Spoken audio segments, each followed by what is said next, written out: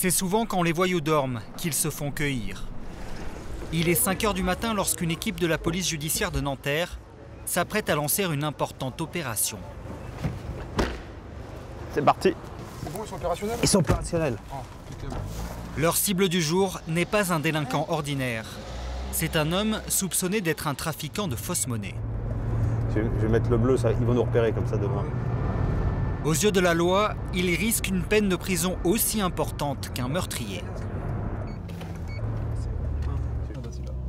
Pour attraper le suspect, les policiers ont simplement une adresse dans cet immeuble de la banlieue parisienne. Passez où la barulle? L'homme a été repéré grâce à des écoutes téléphoniques et les policiers ne connaissent pas son visage. Ils savent juste qu'il a 27 ans et un casier judiciaire bien garni. C'est le prochain. C'est la police? Personne ne répond. Ils entrent alors grâce à un pass qu'ils se sont procuré. Bouge pas! La lumière.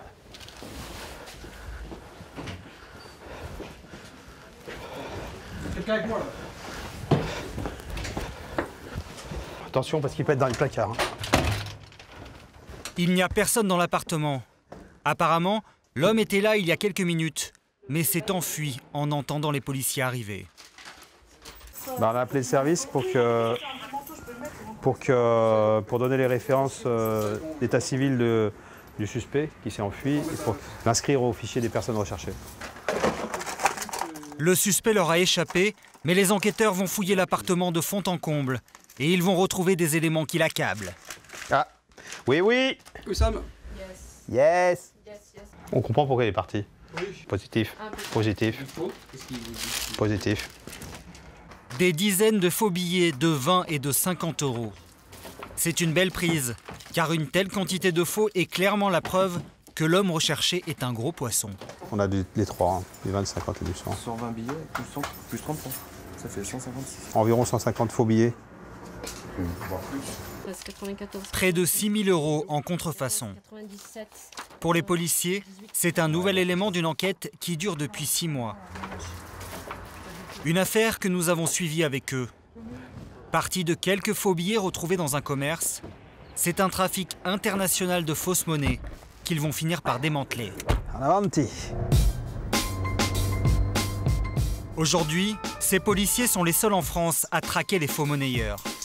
Merci. Des professionnels qui ne manquent pas de travail, car nous sommes le pays d'Europe où circule le plus de faux billets. C'est un bon billet. Une tradition très ancienne. Déjà au milieu du XXe siècle, les plus grands escrocs français s'y sont mis, illustrés par la célèbre comédie Le Cave sort au bif, avec Jean Gabin dans le rôle de faussaire. Je répète, c'est faisable, à condition d'avoir un bon modèle.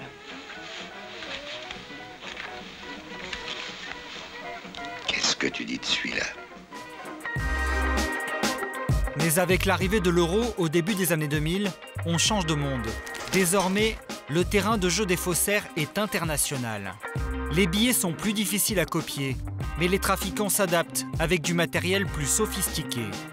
Aujourd'hui, près d'1 million de faux billets circuleraient en Europe, favorisant l'essor d'une économie parallèle qui coûte cher à l'État.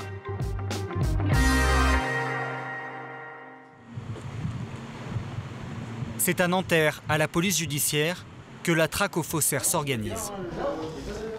Au 8e étage se trouve le quartier général de l'Office de lutte contre la fausse monnaie. Une brigade d'une vingtaine de policiers qui connaissent bien les techniques des escrocs. Et voici ce matin leur dernière saisie. Des liasses de faux billets de 50 qui viennent à peine d'être imprimés par les faussaires. On sent l'encre, hein, qui est toute... T'as vu, ils sont frais en fait. Ils sont frais, on sent l'encre. Mouillés. Ils sortent des presses, là. Avec l'expérience, ces policiers sont devenus de redoutables experts. Là aussi, ils nous ont fait du relief. Hein. Laurence et Alain sont les deux chefs d'équipe de l'office. Avant, Alain travaillait sur des crimes classiques, Laurence, elle, à la brigade des mineurs. Régulièrement, ils reçoivent ce genre de courrier. Des faux billets signalés par des victimes, des commerçants, des particuliers ou des sociétés. Donc on a toutes les... du 50, du 100 et du 20. Cette fois, la cargaison provient d'un bureau de change de la région parisienne. Et nos experts ont leur technique pour s'assurer que ce sont des faux. Il y a d'abord le toucher. Un vrai billet doit être ferme. On appelle ça le craquant. voyez le craquant, facile à reconnaître. Hein. A l'inverse, lorsqu'on le prend dans la main, le faux billet se reconnaît parce qu'il est beaucoup plus doux. Généralement, les faux billets, quand vous le touchez, le billet est plus lisse. Nos policiers regardent ensuite la bande brillante sur le côté.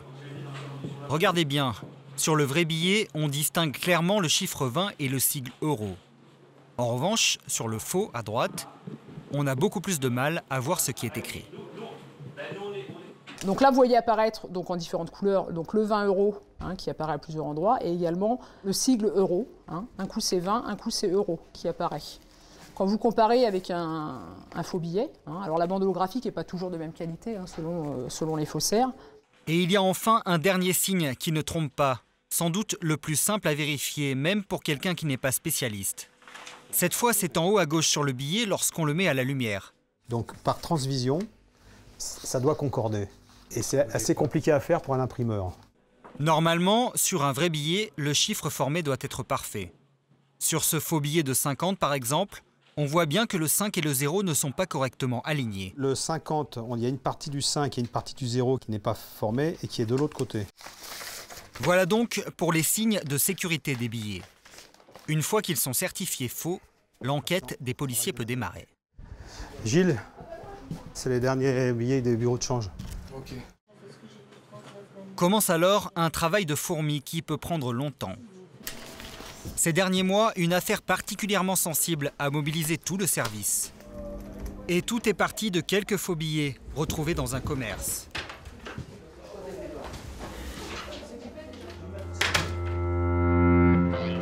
C'est une découverte dans un magasin de la région parisienne qui va lancer les investigations.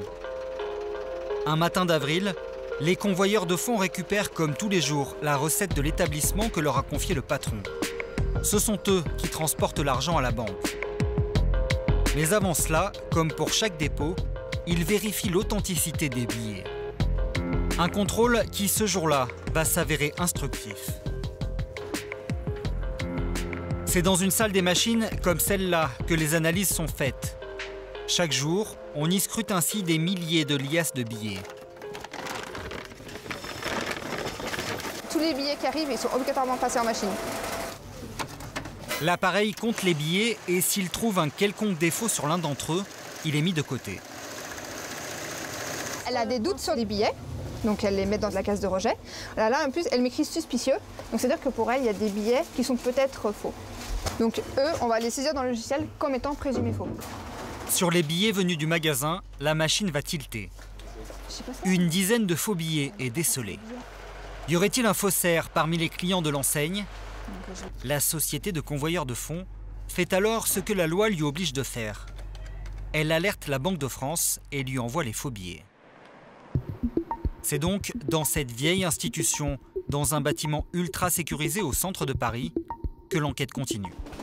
Chaque jour, y arrive cette mallette digne d'un film d'espionnage. Elle contient un magot à faire rêver tous les escrocs de France. Tous les faux billets saisis dans les derniers jours sur le territoire. Vous avez le nombre de billets qui est à l'intérieur du bordereau. Les billets sont là. La provenance des billets est à l'intérieur. Les billets arrivent rangés en fonction du lieu où ils ont été saisis. Chaque enveloppe correspond ainsi à un endroit précis, comme le commerce où ont été retrouvés les faux billets. Tous les billets vont alors être scrupuleusement analysés. Filets de sécurité, bande holographique, couleur de l'encre. Chaque détail est scruté au microscope et au scanner. Mon travail consiste à aller vérifier à quelle variante elle appartient et si toutefois il n'y a pas une nouvelle façon d'imiter les signes de sécurité. Notre fonctionnaire va classer les billets en fonction de leurs caractéristiques communes. La Banque de France construit ainsi un fichier de toutes les contrefaçons en les classant par famille. Et en analysant les faux billets venus du magasin de la région parisienne, les agents vont faire une découverte. Ce sont les mêmes que se trouvaient dans une autre affaire. Ils proviendraient donc d'une même filière de faussaires. Donc après analyse, en fait, je me rends compte que ces billets-là existent déjà. C'est une contrefaçon qui a été créée depuis au moins 2004. C'est quelque chose qui est déjà répertorié existant ou c'est une nouvelle version. Ça voudrait dire que les contrefacteurs auraient produit une nouvelle version de la contrefaçon avec des points communs. mais peut-être des différences. La filière n'est pas tombée. Voilà. Les faussaires qui fabriquent ces billets n'en seraient donc pas à leur coup d'essai. Mais reste maintenant à mettre la main sur eux. Les fins limiers de la police judiciaire de Nanterre vont alors se mettre au travail. Tout de suite, Alain et ses collègues vont se focaliser sur le magasin de la région parisienne. Et la vidéosurveillance va parler. Le jour où ont été retrouvés les faux billets, un client du magasin a dépensé une forte somme en liquide. Il devient un suspect.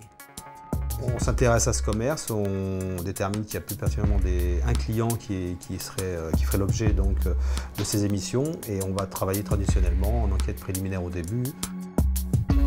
Le fameux client fait alors l'objet d'une surveillance rapprochée. Grâce aux écoutes de ses conversations sur son portable, les policiers apprennent beaucoup de choses. Au téléphone, l'homme parle ouvertement d'acheter des faux billets. Et il a apparemment plusieurs personnes qui le fournissent. En fait, des dealers de fausses monnaies. On part donc du commerce.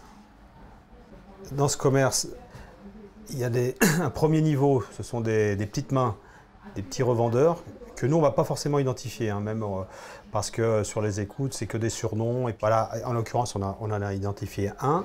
Et ces revendeurs de base vont nous amener sur des revendeurs intermédiaires. Grâce aux écoutes, Alain et ses collègues reconstituent le début de la filière. Il y a donc les petits revendeurs, les revendeurs intermédiaires et au-dessus, une sorte de revendeur en chef. Alors on remonte sur le principal revendeur. Voilà. Reste maintenant à débusquer la tête du réseau, le fournisseur de la filière et surtout son imprimeur. C'est la tâche la plus difficile pour les enquêteurs. Mais nos policiers de Nanterre sont bien entraînés. Au mois de juin, ils ont d'ailleurs réalisé un coup de maître en arrêtant le plus gros faussaire français de tous les temps. Un coup de filet historique. La police a démantelé le plus important réseau de faux monnayeurs jamais découvert en France. Ils ont écoulé plus de 9 millions d'euros en faux billets depuis 2007. Une prise record. Près de 350 000 faux billets auraient été fabriqués par ce réseau. Les policiers ont surtout mis la main sur une vieille connaissance à la tête de cette filière. Dominique Patrom, 56 ans, arrêté déjà plusieurs fois pour fausse monnaie. Une légende chez les faussaires qui, avant d'être escroc, avait été imprimeur. C'était un artiste, hein, les billets, il s'attachait à ce que qu'ils soient le mieux fait possible. D'ailleurs, on a retrouvé plein de chutes de billets parce qu'il trouvait qu'ils n'étaient pas assez bien, donc il recommençait jusqu'à ce que vraiment il ait une bonne qualité. On sentait vraiment quelqu'un qui est attaché au travail qu'il faisait, quoi. Un homme méticuleux qui, a priori, fabriquait seul ses faux billets. Il a fallu près d'1 an et demi aux policiers pour retrouver son atelier ici, dans ce petit village isolé de Seine-et-Marne. Un immeuble vétuste qui officiellement n'abritait qu'un garage. En réalité, Dominique Patrom y faisait aussi de la fausse monnaie à échelle industrielle. L'atelier était bien caché derrière une paroi en béton, dans une pièce que les policiers ont eu toutes les peines du monde à trouver. En sondant, un petit peu à l'ancienne, hein, en tapant sur les murs, tiens là ça sonne creux. Et puis on a passé ce qu'on appelle un endoscope, hein, on a fait un petit trou, on a passé un endoscope, et puis là on a vu que derrière, effectivement, on voyait quelque chose.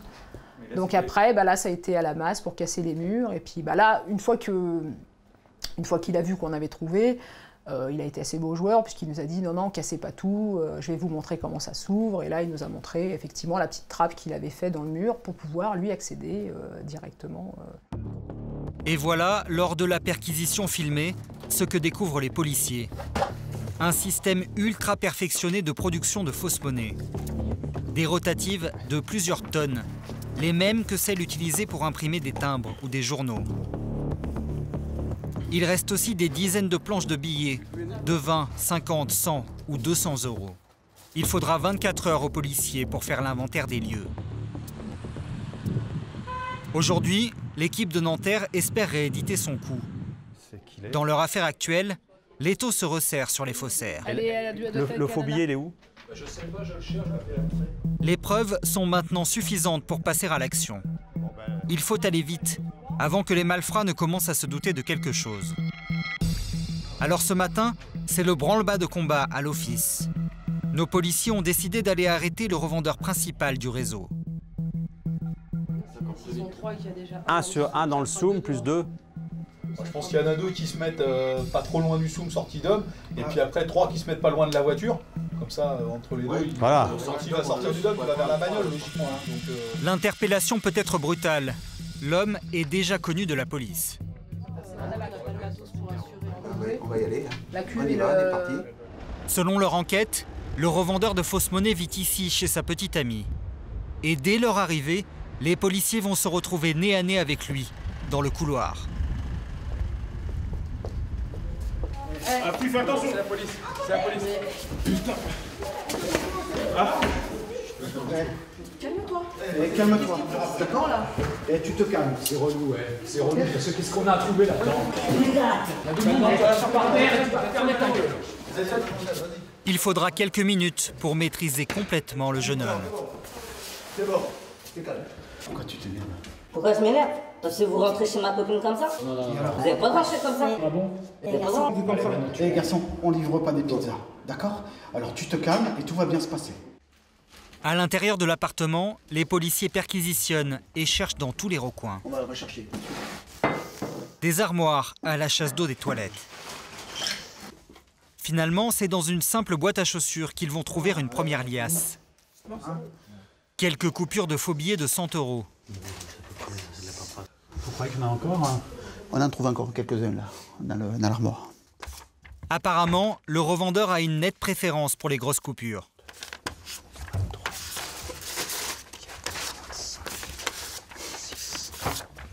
Donc approprié, il y a une centaine de billets, hein, c'est ce que je pensais, hein. Une centaine de billets, beaucoup de 50 et une quarantaine de billets de 100. Ouais, c'est une belle prise. Hein. Dans le feu de l'action, le suspect reconnaît tout de suite que la fausse monnaie est à lui, histoire de mettre hors de cause sa petite amie. On est bien d'accord? C'est pas tout. C'est moi qui prends tout. Le butin n'est pas énorme, mais c'est une preuve supplémentaire de la culpabilité du jeune homme, qui va être mise en garde à vue. Dans les affaires de fausse monnaie, elle peut durer 4 jours, autant que pour du terrorisme. Mais l'enquête ne s'arrête pas là. Depuis quelques semaines, les policiers ont quelqu'un d'autre dans leur ligne de mire. Un homme mis sur écoute qu'ils soupçonnent d'être le chef de tout ce trafic. Il s'entretient très souvent au téléphone avec le revendeur principal. Et il y a dans leur conversation des signes troublants. Ils parlent d'acheter et de vendre des costumes. Et nul besoin d'être Sherlock Holmes pour comprendre qu'il s'agit en fait de faux billets. Ça parle jamais ouvertement, on ne parle pas de billets, mais on parle de costumes par exemple. On a des costumes de couleur orange, des costumes de couleur vert pour les billets de 100 €, couleur orange pour les 50, des bleus. Donc, le costume orange, c'est quand même assez rare. Voilà. Et ce n'est pas le seul élément à charge. Grâce à la puce du téléphone, les enquêteurs se rendent compte que l'homme fait souvent des allers-retours en Italie, pays connu pour être un haut lieu de la fabrication de faux billets. Ils le soupçonnent d'aller se fournir là-bas. Alors un jour, il revient en voiture de l'un de ses périples. Ils vont intervenir. Il était sur écoute, sous surveillance, filature. On l'a vu revenir 2 fois d'Italie à l'aéroport d'Orly. Mais là, une fois, il n'avait pas son bagage, une autre fois, il n'avait pas de bagage. Donc, on ne voulait pas prendre le risque de l'interpeller pour rien. On voulait être certain. Et donc, quand on l'a vu partir en voiture, on était à peu près sûr qu'il allait revenir avec de la fausse monnaie. Le suspect est arrêté à minuit dans le tunnel du Mont Blanc. Il vient de passer la frontière en voiture avec sa petite amie. Avant de fouiller quoi que ce soit, les policiers roulent toute la nuit pour les ramener à Nanterre. Et les 2 malfrats présumés n'arrivent qu'au petit matin dans les locaux de l'office, où ils sont attendus de pied ferme. Pour l'instant, on attend la fouille de véhicules pour confirmer qu'effectivement, ils ont bien de la fausse monnaie sur eux. On va voir. Pour l'instant, vraisemblablement plusieurs dizaines de milliers d'euros, mais bon...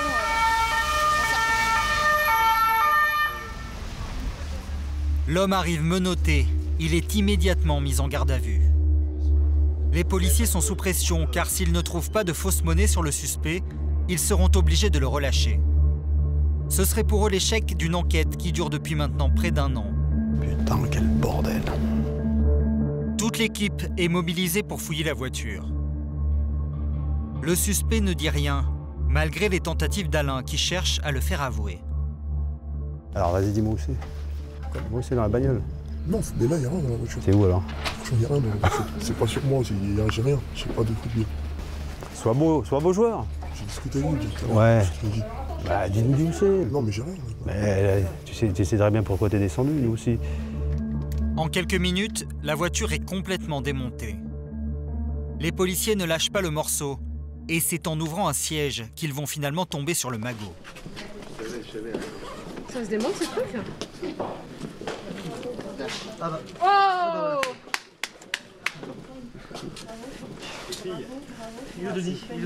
Ah, c'est ça, les gars, super. Pour le peu qu'on vous a aidé. Faut y être les meilleurs. T'as joué ta carte, mais t'as voulu jouer, t'as perdu. 40 000 € en faux billets. De la contrefaçon qu'il payait 1/10 de la somme affichée. Pour ces 40 000 faux euros, cela lui coûtait 4 000 €. Le suspect est contraint d'avouer.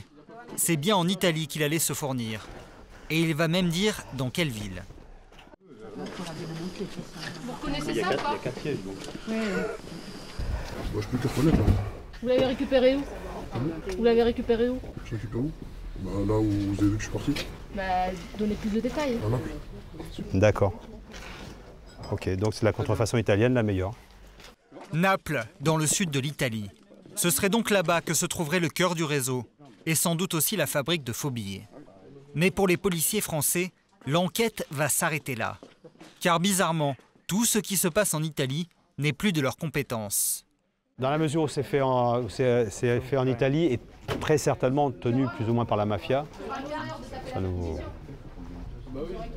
ça nous dépasse.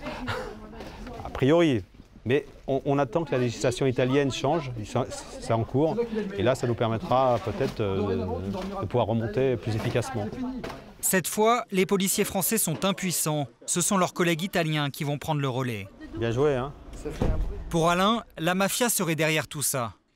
S'il n'a aucune preuve, il est vrai qu'à Naples, la mafia locale, la Camorra, est très souvent derrière les affaires criminelles. Et la fausse monnaie semble être devenue là-bas une spécialité locale. Dans cette ville du sud de l'Italie, les clichés ont la vie dure. Il y a le Naples version carte postale, le linge qui pend aux fenêtres, les ruelles étroites et l'effervescence d'un centre-ville où vit 1 million d'habitants. Et il y a le Naples plus sombre, royaume de la contrefaçon. Dans la rue, on vous propose ici toutes sortes de faux, des t-shirts, des chaussures et même de la fausse monnaie.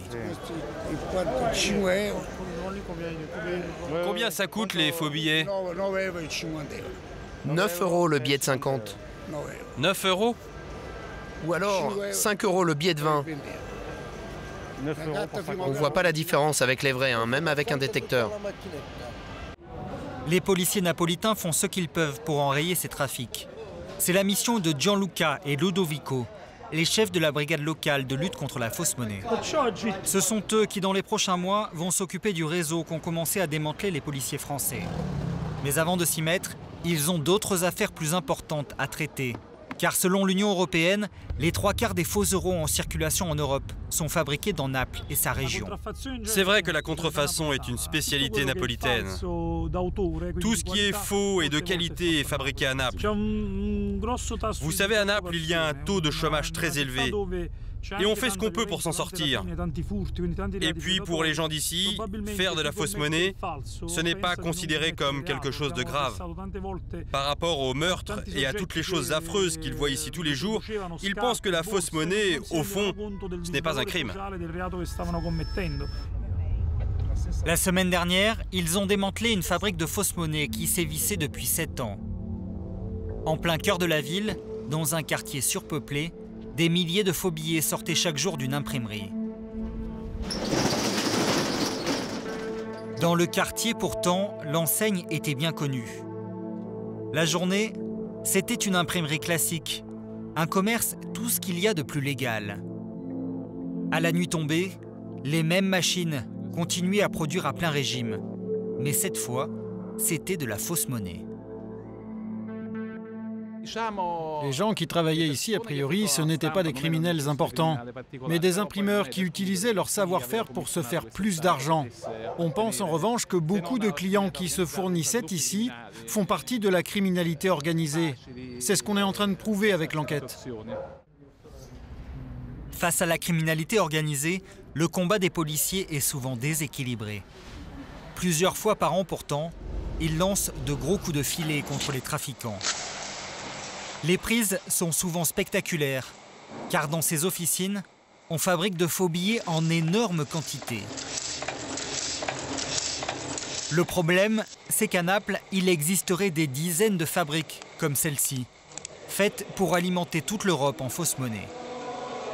À chaque fois que des faussaires sont arrêtés, il y en a d'autres qui prennent le relais. Il en faut pourtant plus pour décourager Gianluca et ses collègues. Ces policiers qui ont grandi à Naples connaissent bien les travers de leur ville. Cela ne les empêche pas de tout faire pour mener la vie dure aux faussaires. Comme en France, ce sont des heures et des heures d'écoute de conversations téléphoniques. Il faut beaucoup de patience pour arrêter les malfrats de Naples. Mais quand ça marche, nos policiers peuvent être fiers d'exhiber le trophée de leur conquête. Regardez ça, c'est ce qu'on a trouvé la semaine dernière. Il y a 4 sacs comme ça, avec près de 700 000 euros, en billets de 20 et en billets de 50. C'est plutôt de la bonne qualité par rapport à ce qu'on voit d'habitude. Un butin impressionnant. Mais ce n'est qu'une infime partie des billets qui sortent chaque année des imprimeries napolitaines. Depuis 10 ans, près de 2 millions de faux billets ont été saisis dans la région. Il y en aurait 5 fois plus en circulation. Car pour les faussaires, l'Italie conserve un atout majeur. La loi y est bien moins sévère qu'en France avec la fausse monnaie. Chez nous, c'est un crime qui peut valoir 30 ans de prison. En Italie, ce n'est qu'un délit, punissable au maximum de 12 ans de prison.